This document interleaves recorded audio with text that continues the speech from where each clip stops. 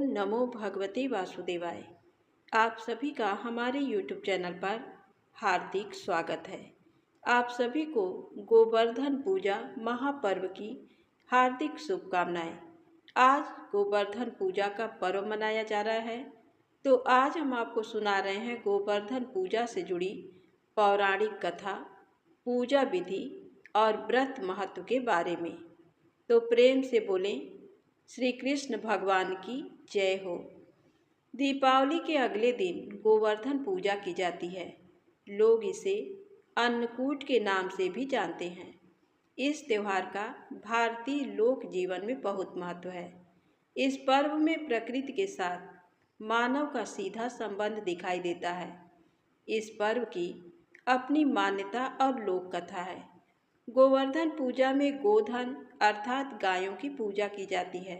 शास्त्रों में बताया गया है कि गाय उसी प्रकार पवित्र होती है जैसे नदियों में गंगा। गाय को देवी लक्ष्मी का स्वरूप भी कहा गया है। देवी लक्ष्मी जिस प्रकार सुख समृद्धि प्रदान करती हैं, उसी प्रकार गौ माता भी अपने दूध से स्वास्थ्य रूपी धन प्रदान करती हैं। इनका बछड़ा खेतों में अनाज उगाता है। ऐसे गौ संपूर्ण मानव जात के लिए पूजनीय और आदरणीय हैं। गौ के प्रति श्रद्धा प्रकट करने के लिए ही कार्तिक शुक्ल पक्ष प्रतिपदा के दिन गोवर्धन की पूजा की जाती है और इसके प्रतीक के रूप में गाय की। तो आइए सुने गोवर्धन पूजा से जुड़ी पौराणिक कथा और पूजा विधि। कथा के अनुसार देवराज इंद्र को अभिमान हो गया था। इंद्र का अभिमान चूर करने हेतु भगवान श्री कृष्ण, जो स्वयं लीलाधारी श्री हरि विष्णु के अवतार हैं, एक लीला रची।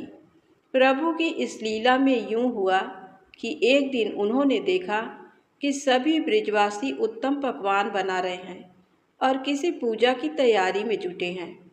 श्री कृष्ण ने बड़े भोलेपन से मैया यशोदा से प्रश्न किया, मैया, ये आप लोग किनकी पूजा की तैयारी कर रहे हैं?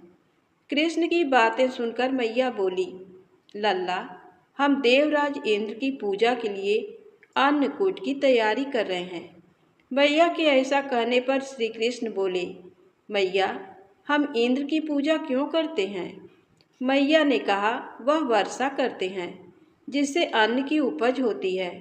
उनसे हमारी गायों को चारा मिलता है। तभी भगवान श्री कृष्ण बोले, हमें तो गोवर्धन पर्वत की पूजा करनी चाहिए, क्योंकि हमारी गायें वहीं चरती हैं। इस दृष्टि से गोवर्धन पर्वत ही पूजनीय है और इंद्र तो कभी दर्शन भी नहीं देते। वह पूजा न करने पर क्रोधित भी होते हैं। अतः ऐसे अहंकारी की पूजा नहीं करनी चाहिए। लीलाधारी की लीला और माया से सभी ने इंद्र के स्थान पर गोवर्धन पर्वत की पूजा की। देवराज इंद्र ने इसे अपना अपमान समझा और मूसलाधार वर्षा आरंभ कर दी। प्रलय के समान वर्षा देखकर सभी ब्रिजवासी भगवान कृष्ण को कोसने लगे कि सब इनका कहा मानने से हुआ है। तब मुरलीधर ने मुरली कमर में डाली और अपनी कनिष्ठा उंगली पर पूरा गोवर्धन पर्वत उठा लिया और सभी ब्रिजवासियों को उसमें अपने गाय और बछड़े समेत शरण लेने के लिए बुलाया। इंद्र कृष्ण की ये लीला देखकर और क्रोधित हुए। फलतः वर्षा और तेज हो गई। इंद्र का मान मर्दन के लिए तब श्री कृष्ण ने सुदर्शन चक्र से कहा कि आप पर्वत के ऊपर रहकर वर्षा की गति को नियंत्रित करें, और शेषनाग से कहा, आप मेड़ बनाकर पानी को पर्वत की ओर आने से रोकें। इंद्र निरंतर 7 दिन तक मूसलाधार वर्षा करते रहे। तब उन्हें लगा कि उनका सामना करने वाला कोई आम मनुष्य नहीं हो सकता है। अतः वे ब्रह्मा जी के पास पहुँचे और सब वृत्तांत कह सुनाया। ब्रह्मा जी ने इंद्र से कहा कि आप जिस कृष्ण की बात कर रहे हैं, वह भगवान विष्णु के साक्षात अंश हैं और पूर्ण पुरुषोत्तम नारायण हैं। ब्रह्मा जी के मुख से ये सुनकर इंद्र अत्यंत लज्जित हुए और श्री कृष्ण से कहा कि प्रभु, मैं आपको पहचान न सका, इसलिए अहंकार बस भूल कर बैठा। आप दयालु हैं आप कृपालु भी हैं, इसलिए मेरी भूल क्षमा करें। इसके पश्चात देवराज इंद्र ने मुरलीधर की पूजा कर उन्हें भोग लगाया। इस पौराणिक घटना के बाद से ही गोवर्धन पूजा की जाने लगी। ब्रिजवासी इस दिन गोवर्धन पर्वत की पूजा करते हैं।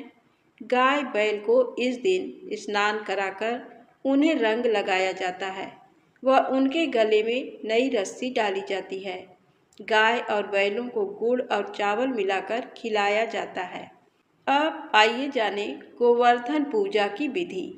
इस दिन प्रातःकाल शरीर पर तेल मलकर स्नान करने का प्राचीन परंपरा है। इस दिन आप सवेरे समय पर उठकर पूजन सामग्री के साथ में पूजा स्थल पर बैठ जाइए और अपने कुल देव का कुलदेवी का ध्यान करिए। पूजा के लिए गाय के गोबर से गोवर्धन पर्वत पूरी श्रद्धा भाव से बनाएं। इसे लेटे हुए पुरुष की आकृति में बनाया जाता है।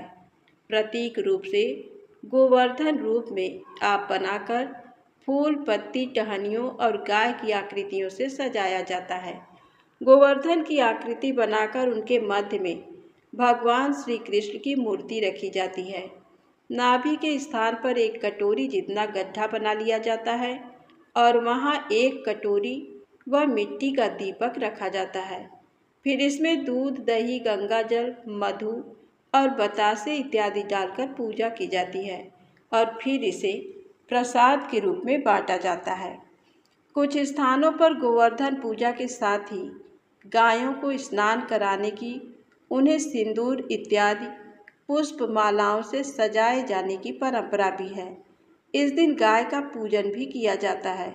तो यदि आप गाय को स्नान कराकर उसे सजा सकते हैं या उसका श्रृंगार कर सकते हैं तो कोशिश करिए कि गाय का श्रृंगार करें और उसके सींग पर घी लगाएं, गुड़ खिलाएं, जिससे लक्ष्मी जी प्रसन्न होती हैं और आपके घर में कभी धन की कमी नहीं रहती है।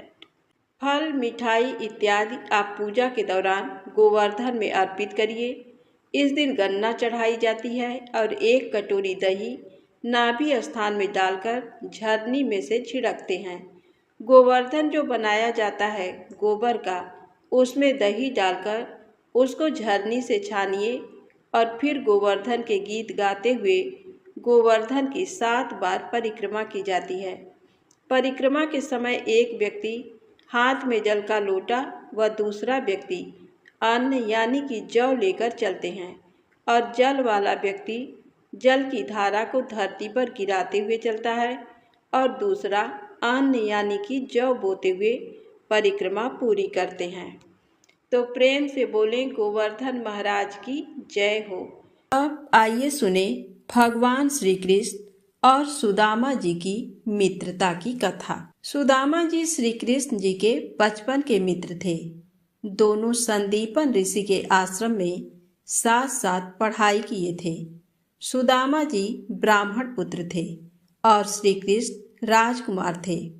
दोनों आश्रम में एक ही साथ रहकर गुरु से शिक्षा प्राप्त किए थे। दोनों में अटूट प्रेम था। पढ़ाई समाप्त कर दोनों अपने अपने घर चले गए। एक बार पत्नी की इच्छा से सुदामा जी अपने मित्र श्री कृष्ण से मिलने गए। श्री कृष्ण उन दिनों द्वारिका के राजा थे। सुदामा जी की पत्नी सुशीला ने श्री कृष्ण जी के भेंट स्वरूप कुछ टूटे चावल की पोटली जो पड़ोस से मांगकर लाई थी, बनाकर सुदामा जी को साथ दिया था, क्योंकि सुदामा जी अत्यंत गरीब ब्राह्मण थे। सुदामा जी चलते चलते जब थक गए तो एक पेड़ के नीचे थकावट दूर करने के लिए थोड़ी देर सो गए। जागते ही विप्र सुदामा को ये जानकर आश्चर्य हुआ कि द्वारिका नगरी आ गई है, क्योंकि प्रभु को सुदामा की दीन अवस्था देखकर दया आ गई। उन्हें लगा सुदामा जी इतनी दूर चलकर कैसे आ पाएंगे, इसलिए नींद में ही द्वारिका पहुंचा दिए। सुदामा जी द्वारपाल से पूछे कि क्या यही द्वारिका नगरी है? द्वारपाल ने कहा हाँ। अब सुदामा जी की प्रसन्नता की कोई सीमा नहीं थी। सुदामा जी अब अपने परम मित्र से मिलने वाले थे। द्वारपाल से सुदामा जी विनय पूर्वक कहने लगे, मुझे श्री कृष्ण से मिलना है भाई, जाकर संदेश दे दो। द्वारपाल सुदामा जी की दीनहीन अवस्था देखकर कहने लगा, आप कौन हैं, कहाँ से आए हैं तथा आपको श्री कृष्ण से क्यों मिलना है? तब सुदामा ने कहा, मैं उनके बचपन का सखा हूँ। मेरा नाम सुदामा है। मैं वृंदापुरी से आया हूँ। जाकर आप श्री कृष्ण से बता दीजिए। सुदामा जी की बात सुनकर द्वारपाल को बहुत आश्चर्य हुआ। फिर भी वो श्री कृष्ण जी से उसी क्षण महल में सुदामा जी का संदेश देने गया। द्वारपाल ने श्री कृष्ण से कहा, प्रभु, द्वार पर एक अत्यंत गरीब विप्र आया है। तन पर वस्त्र नहीं है, धोती भी जगह जगह से फटी हुई है, सर पर टोपी नहीं है, नंगे पांव हैं। गरीबी के कारण शरीर भी अत्यंत झुका हुआ है और अपना नाम सुदामा बतलाता है। कहता है वो आपके बचपन का मित्र है। द्वारपाल के मुख से सुदामा नाम सुनते ही प्रभु तत्क्षण द्वार की तरफ दौड़ पड़े। आदर सहित सुदामा को भवन में लाकर अपने आसन पर बैठाया। उनकी दीन अवस्था देखकर प्रभु के आंखों से आंसू बहने लगे। अपने आंसू से प्रभु ने सुदामा जी के चरण धोए, नवीन वस्त्र पहनाए, अपने साथ भोजन कराया। दोनों मित्र बचपन की यादों में खो गए। श्री कृष्ण ने कहा, आपकी भाभियां भी आपके दर्शन करना चाहती हैं। सुदामा जी ने कहा, हाँ, उन्हें बुला लो, मैं भी उनके दर्शन करना चाहता हूँ। इतना कहना था कि भाभियों की लाइन लग गई। सुदामा जी ब्राह्मण थे, इसलिए एक एक कर सभी भाभियां उनसे आशीर्वाद लेने लगीं। सुदामा जी आशीष देते देते अब थकने लगे। कृष्ण जी से पूछा, भाई और कितनी हैं? श्री कृष्ण ने मुस्कुराते हुए कहा, पूरे 16,108। सुदामा जी के होश उड़ गए। उन्होंने कहा, मैं आपको ही आशीर्वाद दे देता हूँ, भाभियों को अपने आप आशीष मिल जाएगा। कृष्ण जी हंसकर बोले, हाँ, यही ठीक है। पुनः विनोद करते हुए सुदामा जी से पूछने लगे, कहो मित्र, तुम्हारी शादी हुई या नहीं? सुदामा ने कहा, हाँ, हो गई। आपकी भाभी का नाम सुशीला है। श्री कृष्ण ने हंसते हुए कहा, मुझे शादी में तुमने क्यों नहीं बुलाया? सुदामा जी मुस्कुराते हुए बोले, हाँ मित्र, मुझसे बड़ी भूल हो गई। ये भूल मैंने सिर्फ एक बार किया, परंतु आपने 16,108 बार विवाह रचाकर मेरे लिए कितनी बार निमंत्रण पत्र भेजा। कृष्ण जी शर्मा गए। इसी तरह दोनों मित्र विनोद करते रहे और अपने बचपन की बात याद करते रहे। फिर श्री कृष्ण ने पूछा, भाभी ने हमारे लिए भेंट में क्या भेजा है? कुछ तो भेजा ही होगा। सुदामा जी शर्म से चावल की पोटली छुपा रहे थे। श्री कृष्ण की महारानियों के सामने एवं महल की ठाट बाट से वे सकुचा रहे थे। श्री कृष्ण जी भी कहाँ मानने वाले थे। सुदामा जी की पोटली बगल में छिपाते हुए उन्होंने देख लिया था, इसलिए स्वयं उनसे हट करके चावल की पोटली ले लिए और प्रेम से पोटली का चावल खाने लगे। एक एक कर जब 2 मुट्ठी चावल खा लिए और तीसरी मुट्ठी खाने ही वाले थे कि रुक्मिणी जी ने प्रभु का हाथ पकड़ते हुए कहा, प्रभु, आप भाभी का भेजा हुआ भेंट स्वयं ही खा लेंगे या हमारे लिए भी कुछ बचाएंगे? रुक्मिणी जी जानती थी प्रभु ने 2 मुट्ठी चावल खाकर सुदामा जी को 2 लोक तथा समस्त ऐश्वर्य प्रदान कर दिया है। यदि प्रभु तीसरी मुट्ठी भी खा लेंगे तो अपना तीसरा लोक भी प्रदान कर देंगे। इसलिए उन्होंने प्रभु का हाथ बहाने से रोक दिया। सुदामा जी की निश्चल भक्ति तथा अनन्य प्रेम देखकर श्री कृष्ण ने भाव विह्वल होकर सुदामा के 2 मुट्ठी चावल के बदले सुदामा जी का सोया भाग्य जगाया था। तो प्रेम से बोले, श्री कृष्ण भगवान की जय हो। आइए सुने भगवान श्री कृष्ण के जन्म से जुड़ी पौराणिक कथा। त्रेता युग के अंत में और द्वापर युग के प्रारंभ समय में निंदित कर्म को करने वाला कंस नाम का एक अत्यंत पापी दैत्य हुआ। उस दुष्ट व दुराचारी कंस की देवकी नाम की एक सुंदर बहन थी। देवकी के गर्भ से उत्पन्न 8वां पुत्र कंस का वध करेगा। नारद जी की बातें सुनकर इंद्र ने कहा, उस दुराचारी कंस की कथा का विस्तार पूर्वक वर्णन कीजिए। क्या यह संभव है कि देवकी के गर्भ से उत्पन्न 8वां पुत्र अपने मामा कंस की हत्या करेगा?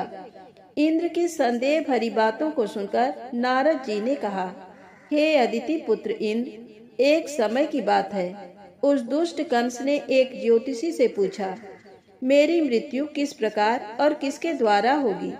ज्योतिषी बोले, हे दानवों में श्रेष्ठ कंस, वसुदेव की पत्नी देवकी, जो वाक्पटु है और आपकी बहन भी है, उसी के गर्भ से उत्पन्न उसका 8वां पुत्र, जो कि शत्रुओं को भी पराजित कर इस संसार में कृष्ण के नाम से विख्यात होगा, वही एक समय सूर्योदय काल में आपका वध करेगा। ज्योतिषी की बातों को सुनकर कंस ने कहा, हे दैवज, अब आप ये बताएं कि देवकी का 8वां पुत्र किस मास में किस दिन मेरा वध करेगा? ज्योतिषी बोले, हे महाराज, माघ मास की शुक्ल पक्ष की तिथि को 16 कलाओं से पूर्ण श्री कृष्ण से आपका युद्ध होगा। उसी युद्ध में वे आपका वध करेंगे। इसलिए हे महाराज, आप अपनी रक्षा यत्न पूर्वक करें। इतना बताने के पश्चात नारद जी ने इंद्र से कहा, ज्योतिषी द्वारा बताए गए समय पर ही कंस की मृत्यु कृष्ण के हाथ निसंदेह होगी। तब इंद्र ने कहा, हे मुनि, उस दुराचारी कंस की कथा का वर्णन कीजिए और बताइए कि कृष्ण का जन्म कैसे होगा तथा कंस की मृत्यु कृष्ण द्वारा किस प्रकार होगी। इंद्र की बातों को सुनकर नारद जी ने पुनः कहना प्रारंभ किया। उस दुराचारी कंस ने अपने एक द्वारपाल से कहा, मेरी इस प्राणों से प्रिय बहन की पूर्ण सुरक्षा करना। द्वारपाल ने कहा, ऐसा ही होगा। कंस के जाने के पश्चात उसकी छोटी बहन दुखित होते हुए जल लेने के बहाने घड़ा लेकर तालाब पर गई। उस तालाब के किनारे एक वृक्ष के नीचे बैठकर देवकी रोने लगी। उसी समय एक सुंदर स्त्री, जिसका नाम यशोदा था, उसने आकर देवकी से प्रिय वाणी में कहा, हे देवी, इस प्रकार तुम क्यों विलाप कर रही हो? अपने रोने का कारण मुझसे बताओ। तब दुखी देवकी ने यशोदा से कहा, हे बहन, नीच कर्मों में आसक्त दुराचारी मेरा ज्येष्ठ भ्राता कंस है। उस दुष्ट भ्राता ने मेरे कई पुत्रों का वध कर दिया। इस समय मेरे गर्भ में 8वां पुत्र है, वह इसका भी वध कर डालेगा, क्योंकि मेरे ज्येष्ठ भ्राता को ये भय है कि मेरे अष्टम पुत्र से उसकी मृत्यु अवश्य होगी। देवकी की बातें सुनकर यशोदा ने कहा, हे बहन, विलाप मत करो, मैं भी गर्भवती हूँ। यदि मुझे कन्या हुई तो तुम अपने पुत्र के बदले उस कन्या को ले लेना। इस प्रकार तुम्हारा पुत्र कंस के हाथों मारा नहीं जाएगा। तदनंतर कंस ने अपने द्वारपाल से पूछा, देवकी कहाँ है? इस समय वह दिखाई नहीं दे रही है। तब द्वारपाल ने कंस से नम्र वाणी में कहा, हे महाराज, आपकी बहन जल लेने तालाब पर गई हुई है। ये सुनते ही कंस क्रोधित हो उठा और उसने द्वारपाल को उसी स्थान पर जाने को कहा जहाँ वह गई हुई है। द्वारपाल की दृष्टि तालाब के पास देवकी पर पड़ी। तब उसने कहा कि आप किस कारण से यहाँ आई हैं? उसकी बातें सुनकर देवकी ने कहा कि मेरे घर में जल नहीं था, मैं जल लेने जलाशय पर आई हूँ। इसके पश्चात देवकी अपने घर की ओर चली गई। कंस ने पुनः द्वारपाल से कहा कि इस घर में मेरी बहन की तुम पूर्णतः रक्षा करो। अब कंस को इतना भय लगने लगा कि घर के भीतर दरवाजों में विशाल ताले बंद करवा दिए और दरवाजे के बाहर दैत्यों और राक्षसों को पहरेदारी के लिए नियुक्त कर दिया। कंस हर प्रकार से अपने प्राणों को बचाने के प्रयास कर रहा था। एक समय सिंह राशि के सूर्य में आकाश मंडल में जलाधारी मेघों ने अपना प्रभुत्व स्थापित किया। भादो मास की कृष्ण पक्ष की अष्टमी तिथि को घनघोर अर्धरात्रि थी। उस समय चंद्रमा भी वृष राशि में था। रोहिणी नक्षत्र बुधवार के दिन सौभाग्य योग से संयुक्त चंद्रमा के आधी रात में उदय होने पर आधी रात के उत्तर एक घड़ी जब हो जाए तो श्रुति स्मृति पुराणोक्त फल निसंदेह प्राप्त होता है। इस प्रकार बताते हुए नारद जी ने इंद्र से कहा, ऐसे विजय नामक शुभ मुहूर्त में श्री कृष्ण का जन्म हुआ और श्री कृष्ण के प्रभाव से ही उसी क्षण बंदी गृह के दरवाजे स्वयं खुल गए। द्वार पर पहरा देने वाले पहरेदार राक्षस सभी मूर्छित हो गए। देवकी ने उसी क्षण अपने पति वसुदेव से कहा, हे स्वामी, आप निद्रा का त्याग करें और मेरे इस पुत्र को गोकुल में ले जाएं। वहाँ इस पुत्र को नंदगोप की धर्म पत्नी यशोदा को दे दें। उस समय यमुना जी पूर्ण रूप से बाढ़ ग्रस्त थी, किंतु जब वसुदेव जी बालक कृष्ण को सूप में लेकर यमुना जी को पार करने के लिए उतरे, उसी क्षण बालक के चरणों का स्पर्श होते ही यमुना जी अपने पूर्व स्थिर रूप में आ गईं। किसी प्रकार वसुदेव जी गोकुल पहुँचे और नंद के घर में प्रवेश कर उन्होंने अपना पुत्र तत्काल उन्हें दे दिया और उसके बदले में उनकी कन्या ले ली। वे तत्काल वहां से वापस आकर कंस के बंदी गृह में पहुंच गए। प्रातःकाल जब सभी राक्षस पहरेदार निद्रा से जागे तो कंस ने द्वारपाल से पूछा कि अब देवकी के गर्भ से क्या हुआ, इस बात का पता लगाकर मुझे बताओ।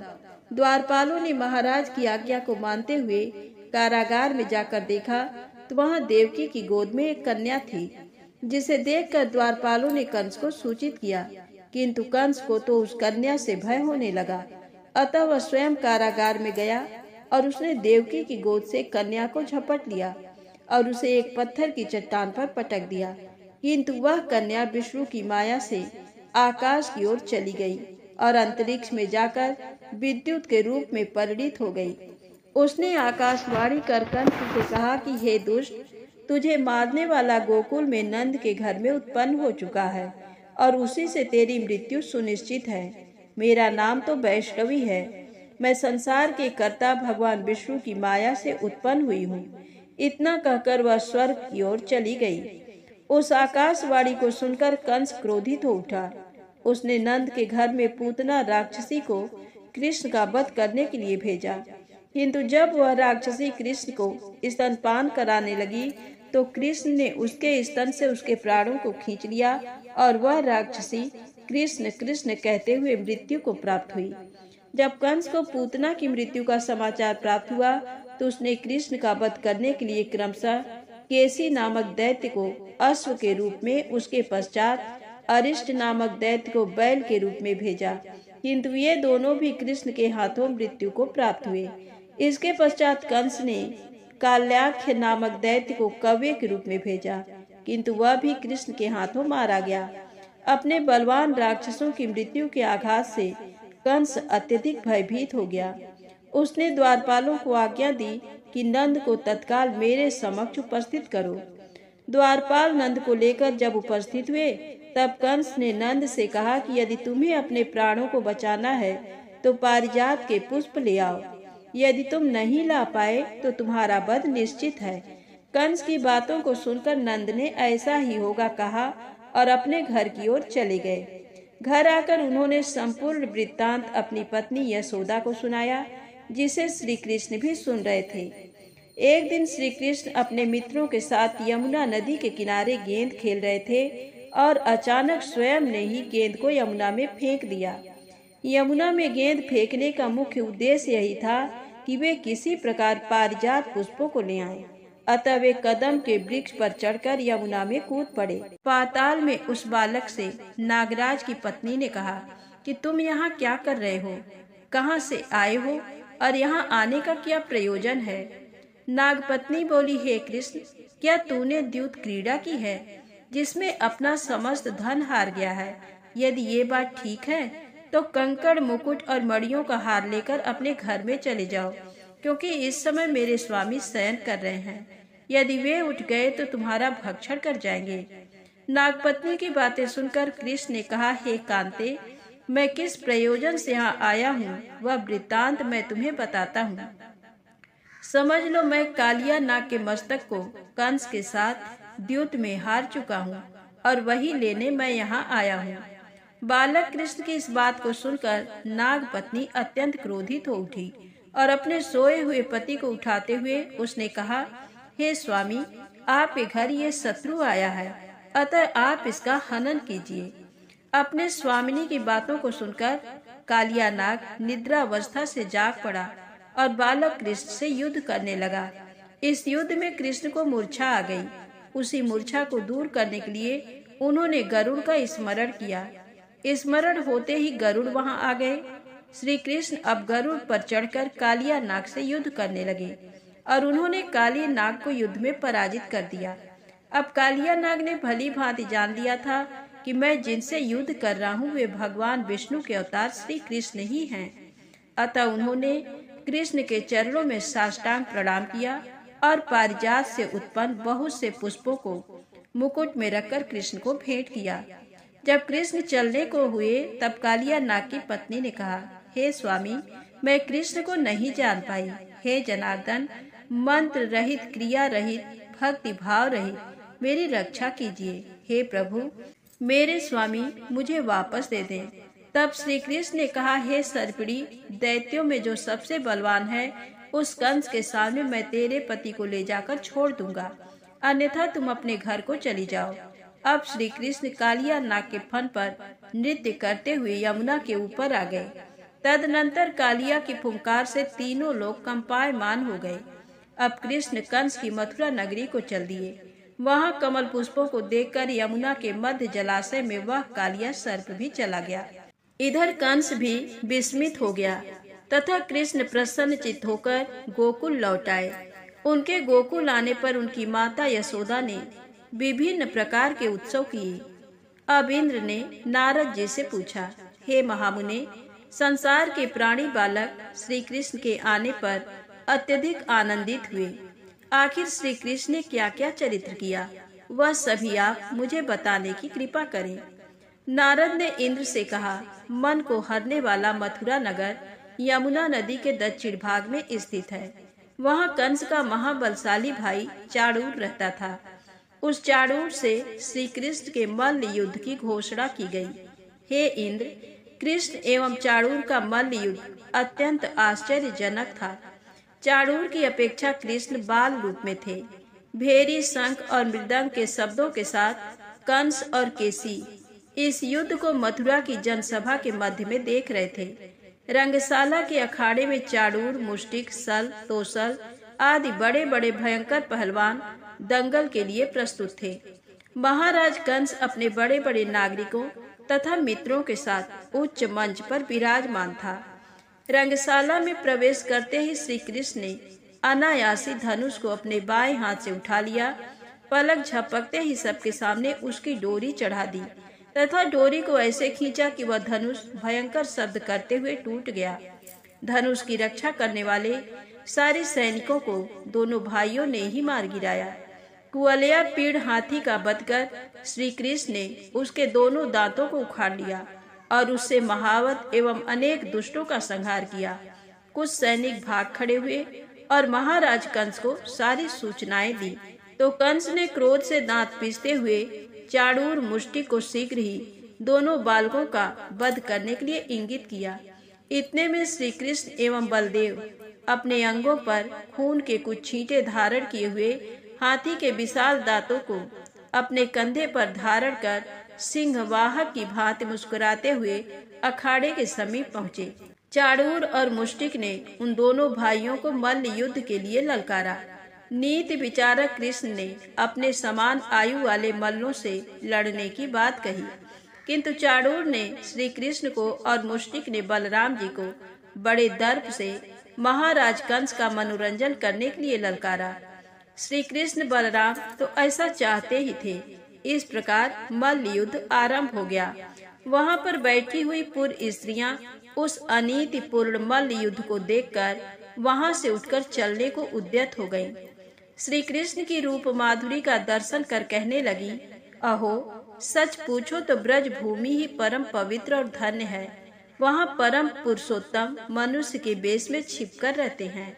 देवादिदेव महादेव शंकर और लक्ष्मी जी जिनके चरण कमलों की पूजा करती हैं, वे ही प्रभु यहाँ रंग बिरंगे पुष्पों की माला धारण कर गौओं के पीछे पीछे सखाओं और बलराम जी के साथ बांसुरी बजाते और नाना प्रकार की क्रीड़ाएं करते हुए आनंद से विचरण करते हैं।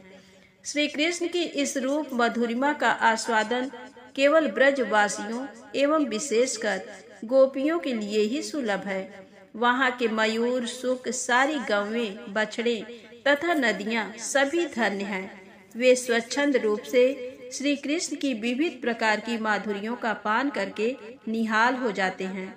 अभी वे ऐसी चर्चा कर ही रही थी कि श्री कृष्ण ने चाणूर और बलराम जी ने मुष्टि को पछाड़कर उनका वध कर दिया। जब अंत में केवल दुराचारी कंस ही बच गया तो कृष्ण ने कहा, हे दुष्ट अधर्मी दुराचारी, अब मैं इस महायुद्ध स्थल पर तुझसे युद्ध कर तथा तेरा वध कर इस संसार को तुझसे मुक्त कराऊंगा। ये कहते हुए श्री कृष्ण ने उसके केसों को पकड़ लिया और कंस को घुमाकर पृथ्वी पर पटक दिया, जिससे वह मृत्यु को प्राप्त हुआ। कंस के मरने पर देवताओं ने शंख घोष व पुष्प वृष्टि की। वहां उपस्थित समुदाय श्री कृष्ण की जय जयकार कर रहा था। कंस की मृत्यु पर नंद, देवकी, वसुदेव, यशोदा और इस प्रकार के सभी प्राणियों ने हर्ष पर्व मनाया। तो प्रेम से बोलें, श्री कृष्ण भगवान की जय हो।